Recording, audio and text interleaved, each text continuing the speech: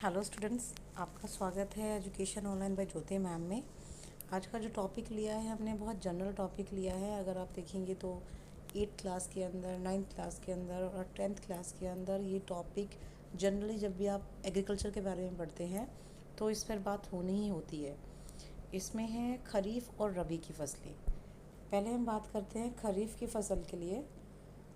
खरीफ की फसल का जो बुआई का समय है, बुआई का समय मतलब जिस टाइम हम उसे बोते हैं तो वो जून में बोएंगे। बस आप अगर एक खरीफ और रबी फसल के बारे में पढ़ते हैं तो सबसे पहले तो ये चीज़ आप दिमाग में कॉन्सेप्ट आया है कि इसकी बुआई कब होनी है। जैसे बुआई में आप कह रहे हो कि जून जुलाई में, गर्मी में खरीफ की फसल बोई जाएगी।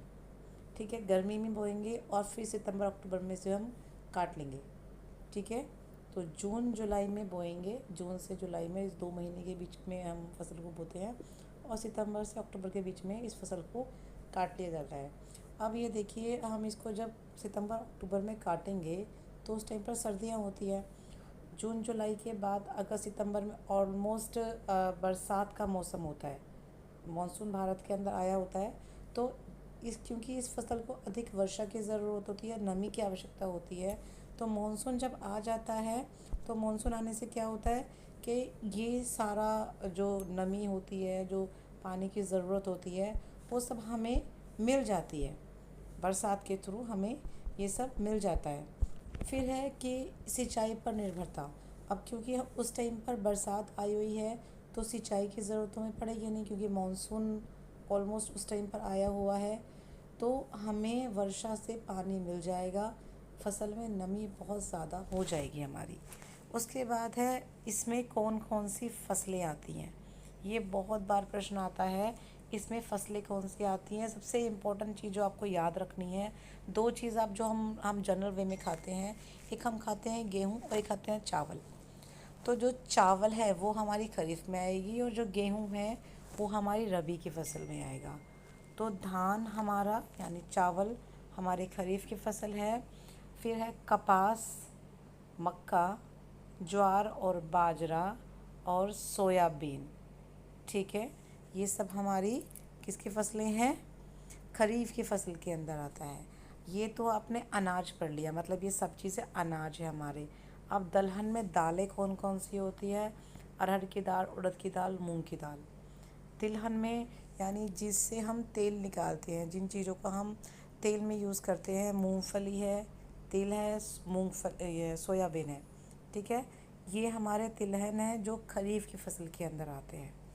नकदी फसलें, अच्छा नकदी फसलें कौन सी होती हैं, ये फसलें वो होती हैं जिनको हम बोते हैं वाणिज्यिक प्रयोग के लिए, अपने प्रयोग के लिए नहीं, अपने जीवन निर्वाह के लिए नहीं, इसको हम बेचने के लिए बोते हैं। जैसे कपास, अगर मैं कपास का उत्पादन करती हूँ तो उस कपास को मैं थोड़ा ना यूज़ करूँगी, उस कपास से हम छड़ बनाएंगे, धागा बनाएंगे, कपड़े बनाएंगे। ठीक है, मैंने कोई गन्ने की खेती करी है तो गन्ने की खेती में मैं कितने गन्ने खाऊंगी, 2 या 4। उसके बाद उस गन्ने का तो मेरे लिए वेस्ट है। तो मैं जो खेती करते हैं नकदी फसलों के अंदर, उसमें हम खेती करते हैं उन फसलों की जिनको हम बेचते हैं और उससे कुछ और बनता है, कोई और उत्पादन, कुछ और चीज़ का उत्पादन किया जाता है।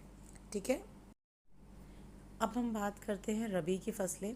रबी की फसलों में क्या होता है कि इसका जो बुआई का समय है, वो बुआई का समय हमारा होता है हमारा अक्टूबर से नवंबर, यानी इनको हम सर्दियों में बोते हैं और मार्च अप्रैल में काट देते हैं। अब सर्दियों में बोएंगे तो इसका मतलब ये है कि उस टाइम पर ठंड बहुत होएगी, तो हमें इसके लिए ठंडी और शुष्क जलवायु की आवश्यकता होती है, इसलिए हम इसको सर्दियों में बो रहे हैं। ठीक है, कम तापमान की आवश्यकता है हम इसमें, अगर अधिक तापमान होगा तो ये फसल का उत्पादन ठीक से नहीं हो पाएगा। फिर है सिंचाई पर निर्भरता। इस पे जैसे हमने अभी पढ़ा था खरीफ की फसलों पर, उसमें सिंचाई में जो पानी आता है वो हमारे फसलों के लिए काफ़ी नहीं रहता, हमें मानसून की ज़रूरत पड़ती ही पड़ती है।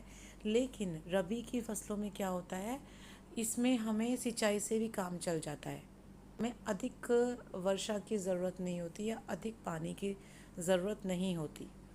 ठीक है, फिर है हमारा जो क्षेत्र है कहाँ कहाँ उगते हैं, पंजाब, हरियाणा, उत्तर प्रदेश, बिहार, बेसिकली जो नॉर्थ इंडिया है हमारा, नॉर्थ इंडिया का पूरा जो क्षेत्र है ये हमारा रबी की फसलों के लिए फसलों में अच्छा है। अब देखेंगे हमारी फसलें कौन कौन सी हैं। इसमें है गेहूँ, जौ, चना, सरसों। ठीक है, अनाज में तो बेसिकली हमारे गेहूँ और जौ हो गई हैं, जौ से ही हमारे गेहूँ बन रहे हैं। ठीक है, फिर है आपका दालें में चना, मसूर, मटर। जैसे आप ये अपना पड़ता खरीफ की फसलों में आपकी अरहर थी, मूंग थी, ऐसे ही दलहन में इसमें चना, मसूर, मटर। और तिलहन में सरसों, अलसी और सूरजमुखी। जैसे वहाँ पे आपने पढ़ा था मूंगफली और तिल, यहाँ पे है सरसों, अलसी और सूरजमुखी। तो ये हमारी रबी की फसलें हो गई।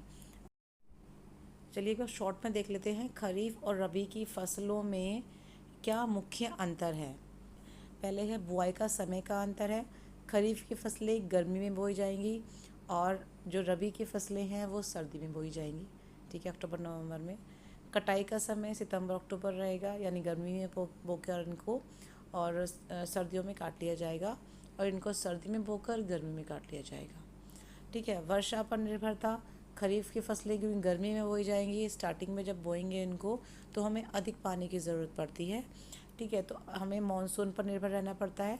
रबी की फसलों में कम पानी की आवश्यकता पड़ती है, तो सिंचाई से ही हमारा काम चल जाता है।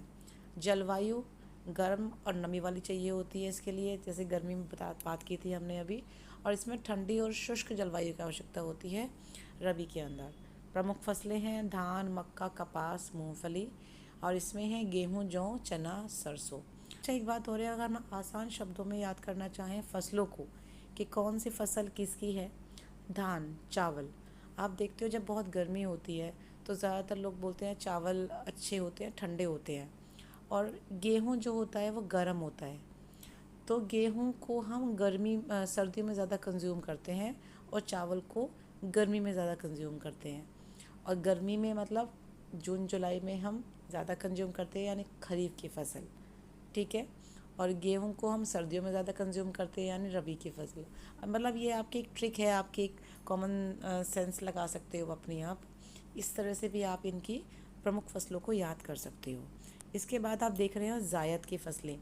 जायद की फसलें, जो जायद की फसलें होती हैं, ये है आपकी मतलब जो जब खरीफ और रबी की फसलें के बीच में जो टाइम होता है, या कई बार होता है कि किसी के खेत खाली पड़े हुए हैं और उसके पास काफ़ी जगह जगह है, तो वो वहाँ पर उन फसलों को बो सकता है, जिसमें तरबूज है, खीरा है, ठीक है, खरबूजा है, लौकी है, ये मूंगफली, सूरजमुखी, ये जो फसलें हैं ये तब बोई जाती हैं। जैसे लिखा है इसमें खरीफ और रबी के फसलों के बीच के गर्मी के मौसम में मार्च से जून के बीच में। आप देखते हो ये खीरा, तरबूज, लौकी ज़्यादातर हमारे इस सीज़न में आते हैं।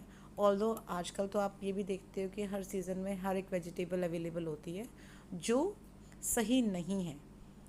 हमें हमेशा अपने मौसम के अनुसार सब्जियां खानी चाहिए, क्योंकि प्रकृति ने हमें वो उस टाइम दी हैं जिस टाइम पर वो हमारे शरीर के लिए ज़रूरी हैं। प्रकृति जो काम करती है वो ये सोच के करती है कि प्रकृति हमारी हेल्प करने के लिए काम करती है। तो प्रकृति ने अगर कोई चीज़ हमें जिस टाइम पर दी है, हमें तभी उस चीज़ का सेवन करना चाहिए, अदरवाइज़ वो हमारे शरीर के लिए सही नहीं होती है। तो ये था आज का चैप्टर। उम्मीद करती हूँ आपको ये चैप्टर क्लियर रहा होगा।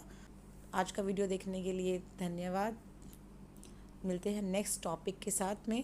Thank you.